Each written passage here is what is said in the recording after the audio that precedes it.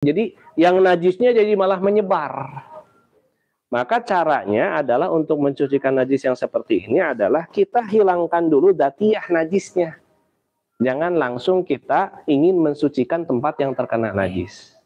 Ya, ini. Assalamualaikum warahmatullahi wabarakatuh. Selamat datang kembali di YouTube channel Masjid Kasih TV. Jangan lupa untuk like video ini, subscribe channel ini, dan bagikan kepada teman-teman agar semakin banyak yang mendapatkan manfaat. Semoga Allah senantiasa membimbing kita di jalan yang lurus. Contoh ini adalah gambaran najis. Nah, kalau seandainya ini ada najis, ini najis ya. Ini misalkan kotoran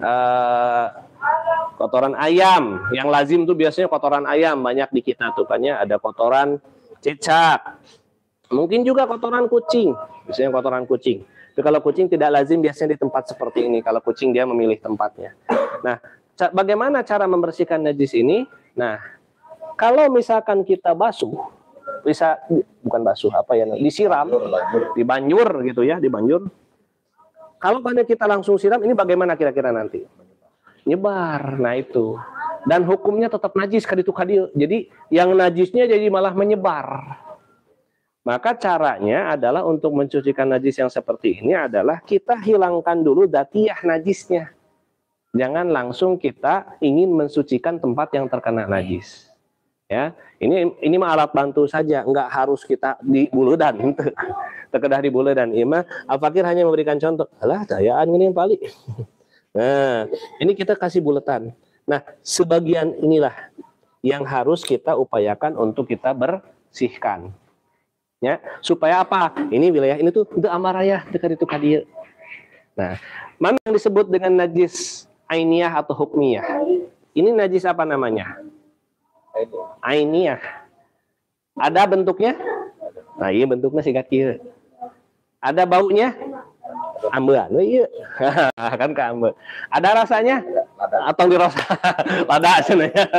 Ya, jangan dicoba.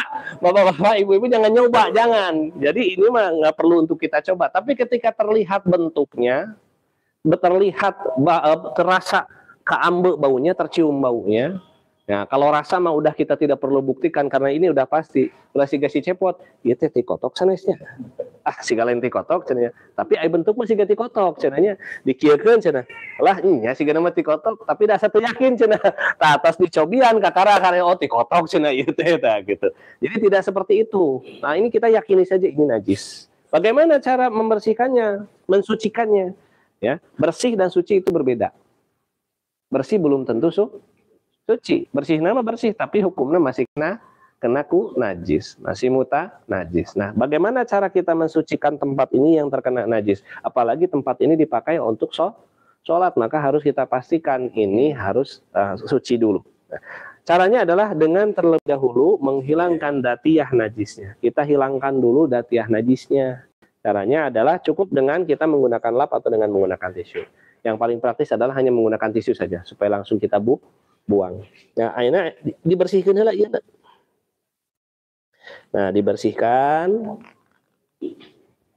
Hilang najisnya? Hilang datiyah najisnya. Bentuknya tidak ada. Ya, bentuknya tidak ada, baunya sudah tidak terdeteksi, rasanya juga mungkin ya tidak bisa kita rasakan.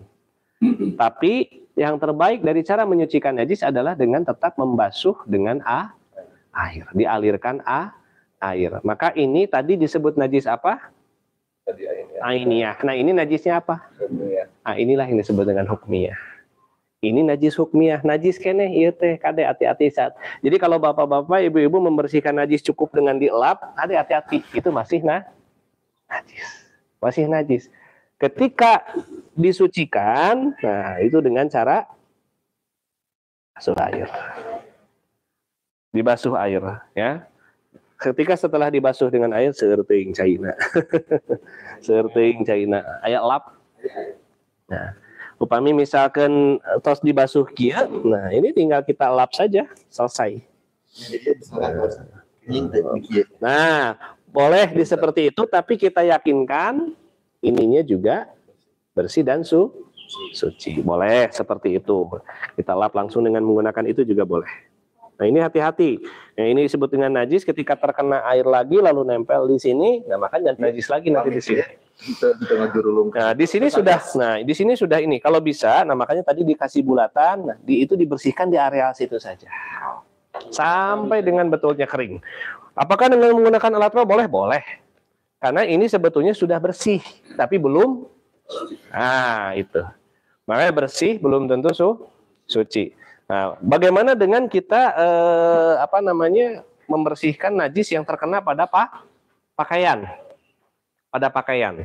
Nah, kalau pada pakaian, nah itu jangan sembarangan. Nah, di YouTube sudah banyak ya bapak-bapak, ibu-ibu sudah melihat mungkin bagaimana cara mensucikan najis yang ada pada pakaian. Kadang kalau pakaian itu tidak suci dengan deterjen. Karena yang menyucikan yang mutlak itu adalah air mutlak. Air yang suci. Jadi kalau misalkan ada pakaian kita terkena ompol anak kita, nah itu pada saat mensucikan, sebelum dicuci dengan deterjen, basuh dulu dengan menggunakan air sampai dengan zatiah najisnya menghilang. Seperti tadi. Jadi dihilangkan zatiah najisnya adalah dengan dibasuh dengan menggunakan air. Boleh masukkan ke dalam ember, lalu didatangkan air, mengalir, nah, lalu kemudian dibuang airnya, dibasuh lagi dengan menggunakan air, buang lagi airnya, basuh lagi 3 kali menggunakan air, dibuang lagi airnya, nah itu diyakinkan sudah hilang najisnya. Baru boleh nanti dicuci. Tapi kalau langsung dimasukkan ke dalam mesin cuci, katakanlah, tapi belum dibersihkan dulu, dibasuh seperti itu najis belum hilang. Maka kalau kita sholat, maka kita masih membawa najis. Nah, itu harus hati-hati ya. Terakhir kita tutup dengan membersihkan najis mukhafafah. Tercekaplah lima perintah. Mai punten dibereskan kayaknya. Misalkan kayak papangnya dari gandul apa? Antara sari. Jadi kalau air kencing juga harus kita bersihkan dulu. Ini itu contoh barusan kan kotoran yang padat ya, istilahnya kotoran yang dari bagian lubang belakang. Nah, kalau misalkan air kencing ya kita air kencingnya yang kita bersihkan dulu. Kita lap dulu sampai dengan kering semuanya. Nah, semuanya setelah kering, baru nanti kita siram dengan air. Nah, disitulah sudah menjadi suci. Sepanjang belum disiram dengan air, maka itu hukumnya bersih tapi belum suci. Nah, itu yang harus diperhatikan, yang harus hati-hati, ya, seperti itu.